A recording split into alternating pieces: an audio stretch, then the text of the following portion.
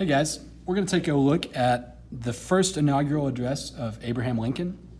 So just to give us a little bit of context, an inaugural address is the first speech given by a president once they've come into the office of president. And so they're inaugurated and they swear to uphold the Constitution, everything, and then they give this speech. And it's kind of a way for presidents to put forward and to talk about their goals for their presidency, what they intend to do, what their platform is, like what are the things that will matter to them. So this is Lincoln's first inaugural. He was elected twice, so he gave two inaugural addresses, but this is the first one. And it was delivered on Monday, March 4th, 1861. To give us a little bit of context, you'll see that I just had to adjust this. But this is like South Carolina seceded at the very end of 1860, at the end of December. And so this is before Fort Sumter, before South Carolina actually fired on Union forces or on government forces. But it's about 2 months after South Carolina seceded. So the reason I point that out is it's important to realize that Lincoln's already he's already talking to a divided country in one sense. Like there's already this division has already occurred. May not have come to like fighting yet, widespread, but it was already divided. Fellow citizens of the United States, in compliance with a custom as old as the government itself, I appear before you to address you briefly and to take in your presence the oath prescribed by the Constitution of the United States to be taken by the President before he enters on the execution of this office. Really big way of saying, all right, I'm here to swear to uphold the Constitution, because that's what the Constitution requires of the President. I do not consider it necessary at present for me to discuss those matters of administration about which there is no special anxiety or excitement. So this is a really long way of saying we're going to talk about slavery.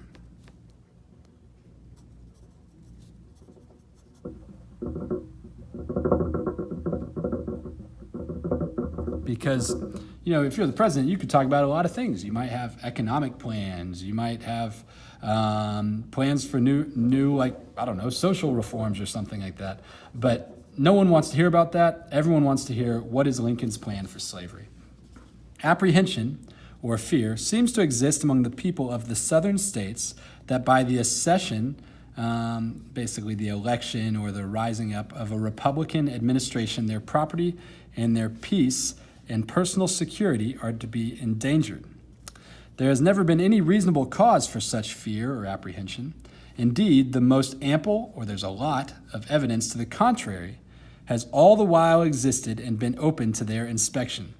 It is found in nearly all the published speeches of him who now addresses you. That's saying, hey, it's me, it's Lincoln. I do but quote from one of these speeches when I declare. Okay, so what we need to know is Lincoln is about to quote Lincoln. And the reason he's doing that, so it's important that you know Lincoln is the first elected Republican president. And the Republican Party really emerges as largely, I don't want to speak too generally, but it's largely an anti-slavery party. So, like guys that were leaders in that were people like William Henry Seward, who ends up being Lincoln's Secretary of State. And Seward had talked about things like there was a higher law than the Constitution that people needed to abide by, and that slavery was immoral according to that higher law, that it violated that higher law. And so those were the types of ideas that were coming from this Republican Party. And so the fear that southern states had about their property, well, what's property? That's not like they were scared about their wagons. They were scared about their slaves. And their peace and personal security are to be endangered. So now we've got this anti-slavery party that has ascended to the presidency. So now they're in power, and southern states are worried that their slaves are going to be in danger of being taken away. So Lincoln is trying to dissuade Southerners or to dispel these fears that Southerners have. And to do that, he's going to quote one of his speeches, because he's saying that's where the evidence is that Southerners don't need to worry about their slaves. So this is a speech of Lincoln's. I have no purpose, directly or indirectly, to interfere with the institution of slavery in the states where it exists. That's an important qualifier. I believe I have no lawful right to do so, and I have no inclination to do so.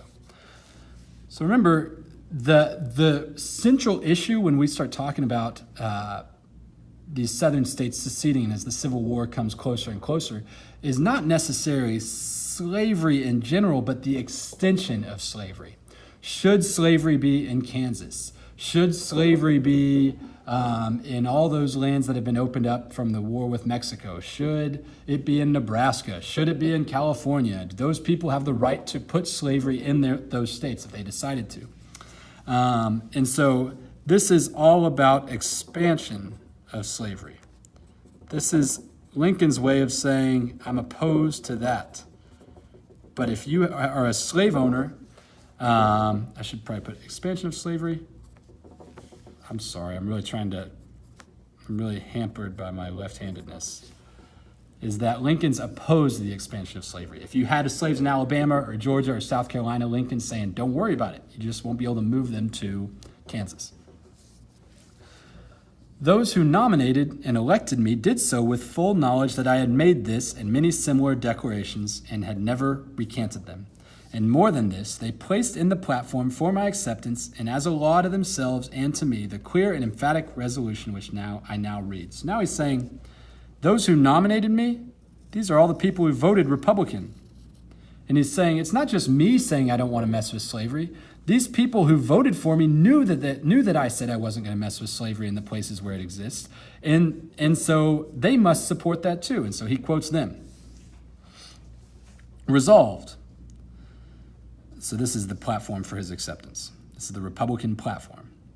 Resolved that the maintenance inviolate of the rights of the states, and especially the right of each state to order and control its own domestic institutions according to its judgment exclusively. So domestic institutions, you're going to see a lot of different ways to describe slavery. This is another way that they're using to describe like an institution within a state that they care about, their own institutions, slavery. According to its own judgment exclusively. So basically, well, I'll get to the end. Is essential to that balance of power on which the perfection and endurance of our political fabric depend. And we denounce the lawless invasion by armed force of the soil of any state or territory, no matter what pretext, as among the gravest crimes. So what it's saying, this is essentially validating states' rights. You know, we hear that all the time, about was it slavery or states' rights? And like the South was for states' rights and the North was against states' rights.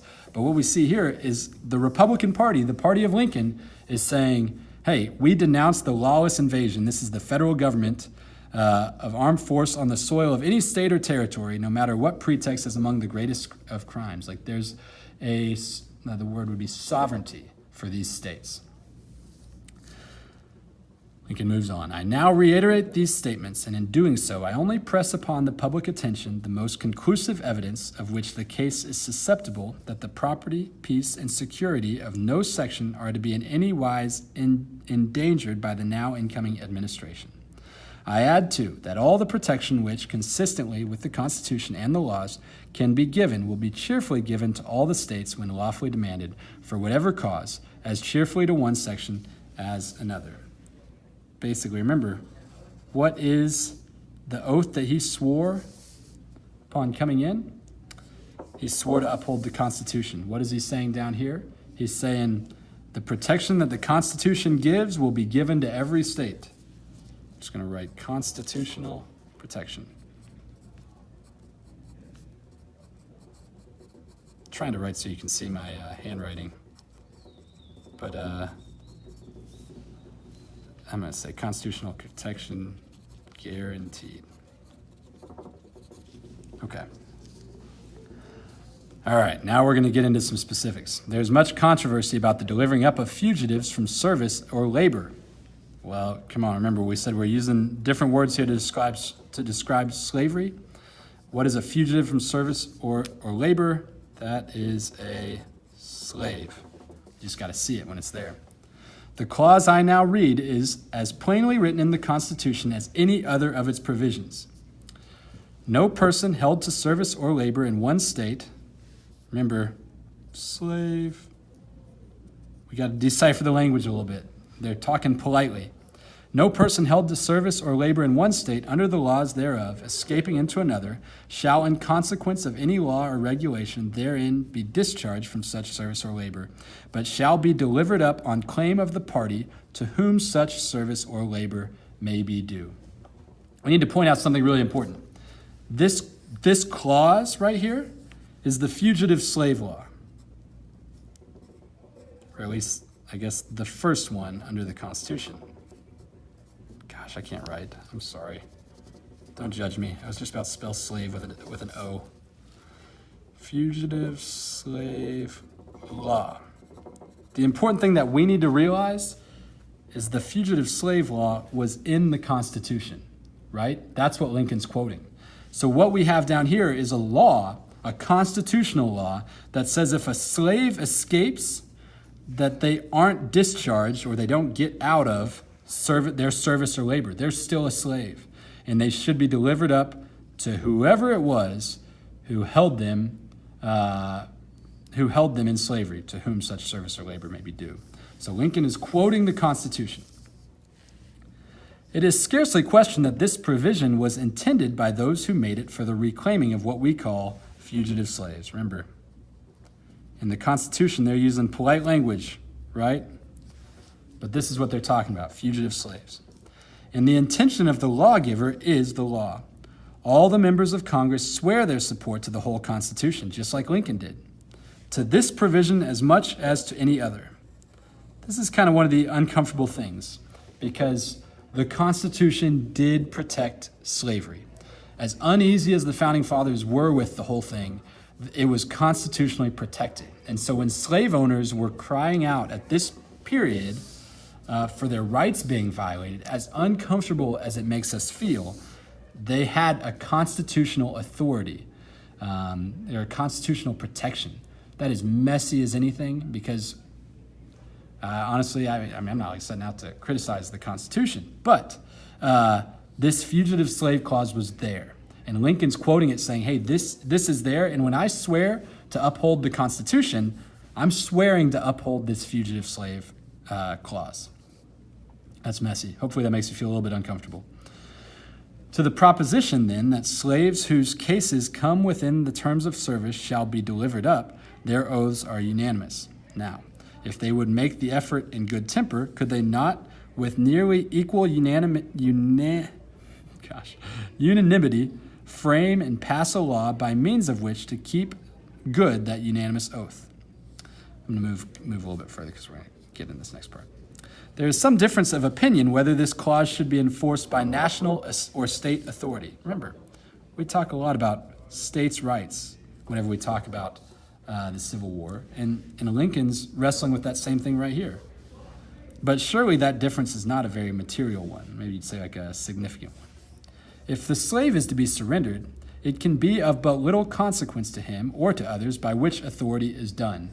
What he's saying is if you have a slave being returned, let's say you're a slave and you've escaped to another place and now you're captured and you're being sent back to your slave owner, it really doesn't make a difference if it's a state or a federal official that's returning you. You're not going to be like, now, hold on a second.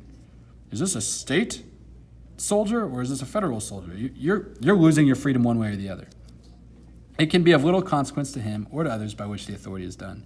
And should anyone in any case be content that his oath shall go unkept on a merely unsubstantial controversy as to how it shall be kept. So, like, what he's saying is basically the authority, whether it's state or federal, it doesn't make a significant difference if you're talking about slaves being returned. The act is being done. Again, in any law upon this subject, ought not all the safeguards of liberty known in civilized and humane jurisprudence is like the science of law, I guess is the way you could describe it. Maybe you'd say like the art of law, like understanding how law works. so that a free man be not in any case surrendered as a slave. And might it not be well at the same time to provide by law for the enforcement of that clause in the Constitution which guarantees that the citizens of each state shall be entitled to all the privileges and immunities of citizens in the several states? So there's a couple things. There was a real problem at this time with free people being kidnapped and sold into slavery. That happened. I mean, that's a reality. You can read books about it. Solomon Northrop, 12 Years a Slave, who's kidnapped and sold into slavery. Especially in places like border regions, it was risky to be a free African American because you could be kidnapped and sold, and depending on the laws of different states, it was easier or harder to ever prove your freedom. And so what he's saying is, shouldn't there be every protection for those people that a free man be not in any case surrendered as a slave? He's addressing that. We don't want to use the fugitive slave law to return free people to the South or to basically sell free people to the South as slaves. But he's also saying, shouldn't we protect slave owners who have some constitutional authority to protect their property, which, remember, uncomfortably is people? I take the official oath today with no mental reservations and with no purpose to construe the Constitution or laws by any hypercritical rules. And while I do not choose now to specify particular acts of Congress as proper to be enforced, I do suggest that it will be much safer for all, both in official and private stations, to conform to and abide by all those acts which stand unrepealed than to violate any of them, trusting to find impunity and having them held to be unconstitutional. Essentially what he's saying is it's going to be safer for us all to follow the laws in the meantime.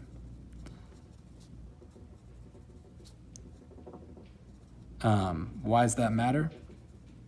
Well, the fugitive slave law was strengthened just recently. And so there's this here, but now the fugitive slave law declares that if you are a northerner and you didn't help, if you had an escaped slave and you didn't help send them back south, well, you could be charged with crimes. And so now essentially northerners are faced with the prospect of either, let's say you were anti-slavery, you're an abolitionist in the North, you can either follow your conscience and not turn in an escaped slave, or you could follow the law. What Lincoln's saying is, hey, let's all follow the laws in the meantime, and then let's get all this stuff sorted out, or wait for it to be sorted out. It is 72 years since the first inauguration of a president under our national Constitution. We all know that was George Washington. During that period, 15 different and greatly distinguished citizens have in succession administered the executive branch of the government. What he's saying is there have been 15 presidents before me. I'm the 16th. They have conducted it through many perils and generally with great success. Yet with all this scope of precedent, I now enter upon the same task for the brief constitutional term of 4 years under great and peculiar difficulty. What he's saying is this is a more challenging time. Why is he saying that? Remember what happened about 2 months before he got elected? He's got states seceding, saying we want out. A disruption of the federal union, heretofore only menaced, is now formidably attempted. We just talked about that. Secession, right? They threatened it before. We've talked before about Andrew Jackson and nullification, but now it's actually happening. I hope I spelled secession right. I hold that in contemplation of universal law and the Constitution, the union of these states is perpetual. Perpetual means continual, it's going to continue on into the future, not infinite. I don't know if that'd be a good word for it, but he's saying the union needs to continue. It can't split. Perpetuity is implied, if not expressed, in the fundamental law of all national governments. It is safe to assert that no government proper ever had a provision in its organic law for its own termination.